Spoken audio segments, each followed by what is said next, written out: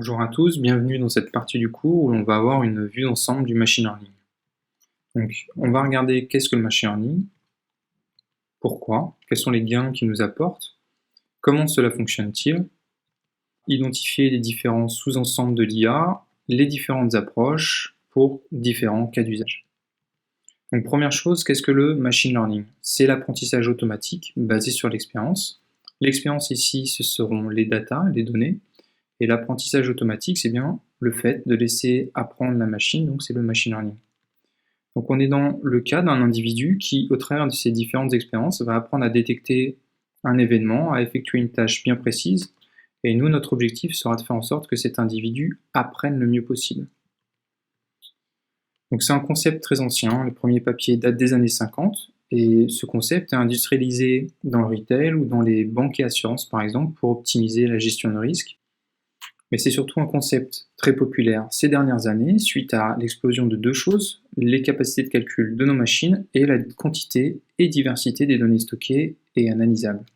Alors pourquoi ce concept est-il si populaire? Habituellement, quand on veut automatiser un process dans une entreprise, on se base sur l'expérience métier, on en déduit des règles business que l'on va implémenter dans le système d'information de manière explicite pour automatiser un process, automatiser une tâche récurrente ou résoudre un problème. Donc, habituellement, on fait de la programmation explicite de règles business pour résoudre un problème. Cette tâche est laborieuse et c'est difficile à maintenir et donc difficile de créer des règles de gestion pour l'ensemble des process de l'entreprise. Le machine learning va nous aider à créer des règles automatiquement. On va se baser sur des données, un historique de données qui va représenter l'expérience métier dans le cas précédent. Notre modèle va identifier des relations entre les données et la tâche que l'on souhaite automatiser. Il va créer automatiquement des règles que nous récupérerons pour les implémenter dans le système d'information et automatiser notre process. Donc ici, on est bien dans de la programmation, de la création automatique de règles de gestion permettant de résoudre un process, une tâche récurrente. On a donc un vrai gain de temps, on n'est pas obligé de créer les règles, elles seront créées automatiquement, c'est plus facile à maintenir, c'est optimisé, et on va donc pouvoir déployer ce type de concept pour automatiser de nombreuses tâches au sein de l'entreprise. Si on prend un exemple un peu plus concret, on se place dans le cas où on est une entreprise dans l'immobilier. On souhaite mettre en place un système qui va nous prédire le prix d'une maison. On a habituellement des agents immobiliers qui ont donc leur propre expérience métier. Va en découler des règles business que l'on pourra implémenter dans notre système d'information pour créer un outil qui va nous estimer, nous prédire le prix de chacune des maisons. Donc ici, on est sur un système qui fonctionne, robuste, mais on est sur de la programmation explicite de règles. Si on se place dans le concept du machine learning, on va vouloir utiliser un modèle qui, au travers des données, va nous détecter des relations entre le contexte lié à la maison et son prix. Il va créer différentes règles et surtout, il va nous donner une règle optimale. Cette règle optimale, on va pouvoir la déployer dans le système d'information pour avoir un outil de prédiction de prix automatique. On est donc bien dans de la création automatique de règles permettant de prédire le prix d'une maison. Mais comment fait-on pour apprendre automatiquement? Alors le modèle va identifier des relations entre les données correspondant à l'expérience du modèle, et un cas d'usage, un objectif. Si on reprend l'exemple précédent, l'objectif était d'estimer un prix.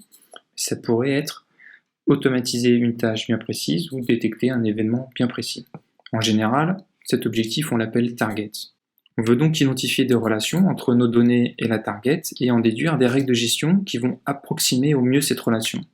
Et pour approximer au mieux cette relation, le modèle a pour objectif de trouver les règles qui vont minimiser un coût.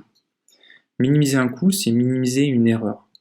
Si on reprend l'exemple précédent, où on a comme objectif d'estimer le prix d'une maison, on est sur un exemple très simpliste, donc comme seule donnée, on a ici la superficie, et notre target, c'est le prix.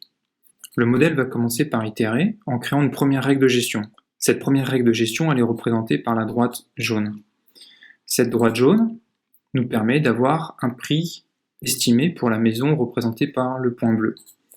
Donc ce prix estimé, on va le comparer au prix réel. au prix réel de la maison représenté par le point bleu. Cette différence entre les deux prix nous permet d'estimer un coût pour cette maison. On peut faire cet exercice pour l'ensemble des maisons présentes dans nos données, et la somme de ces coûts représente le coût global de la première règle de gestion créée par le modèle. Ensuite, le modèle va itérer. Il va essayer de minimiser ce coût global en fonction de différentes règles de gestion. Il va itérer une première fois, deuxième fois, troisième fois, jusqu'à trouver une règle de gestion optimale, c'est-à-dire une règle de gestion qui minimise ce coût.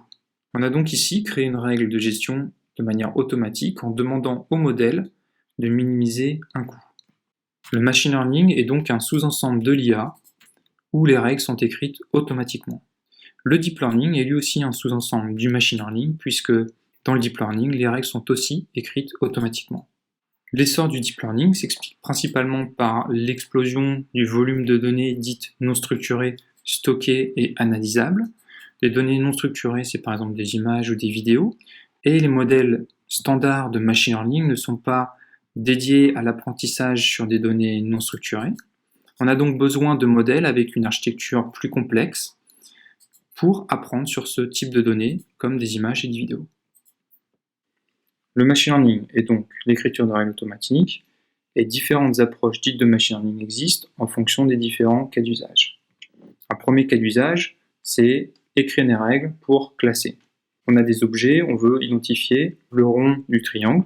On va pour cela avoir donc deux variables, x1, x2, qui représentent en fait les datas, et le modèle, lui, va créer une règle qui va nous permettre de classer les ronds des triangles, d'estimer si tel objet sera bien un rond ou un triangle. La règle, c'est la droite en rouge, et c'est ce qu'on appelle faire une classification.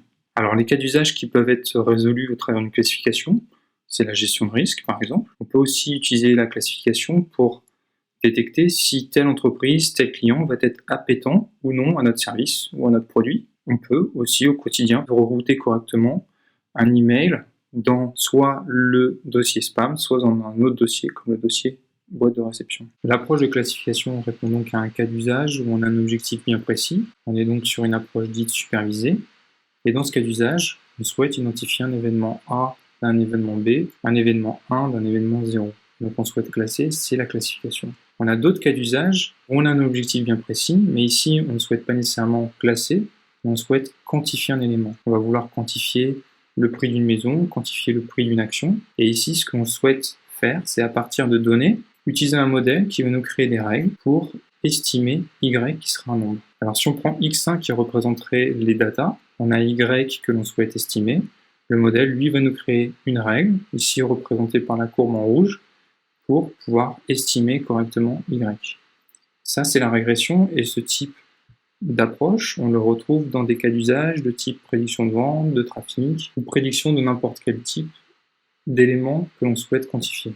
On est donc sur une approche supervisée, on a un objectif bien précis, mais cet objectif-là, on veut le quantifier, c'est la régression. On a une autre approche pour un autre cas d'usage. Le cas d'usage, c'est créer des règles pour segmenter, pour créer des groupes homogènes de clients, de produits, de services, de zones géographiques, etc. Ça, c'est le clustering. Et on peut aussi demander au machine learning de créer automatiquement pour nous ces règles, nous permettant d'avoir des clusters. Un des cas d'usage pourrait être par exemple la segmentation client ou la segmentation produit. Et ici, on a une approche dite non supervisée, puisqu'on n'a pas un objectif bien précis. On veut segmenter en fonction de différentes caractéristiques communes. Une autre approche dans le machine learning qui existe, c'est l'apprentissage par renforcement. Cette approche, elle a été créée pour répondre à un autre cas d'usage, c'est comment prendre la décision qui maximiserait une récompense, ou dit autrement, minimiserait un risque potentiel. Et c'est encore une autre approche très récente dans le monde du machine learning, mais qui permet de répondre à d'autres cas d'usage encore un peu plus complexes. En synthèse, en machine learning, on a donc différentes approches pour différents cas d'usage. Et on a aussi différentes architectures de modèles pour différents types de données. Données à gauche structurées, à droite un exemple de données dites non structurées. Mais l'objectif commun, ça reste bien de créer des règles de gestion pertinentes automatiquement.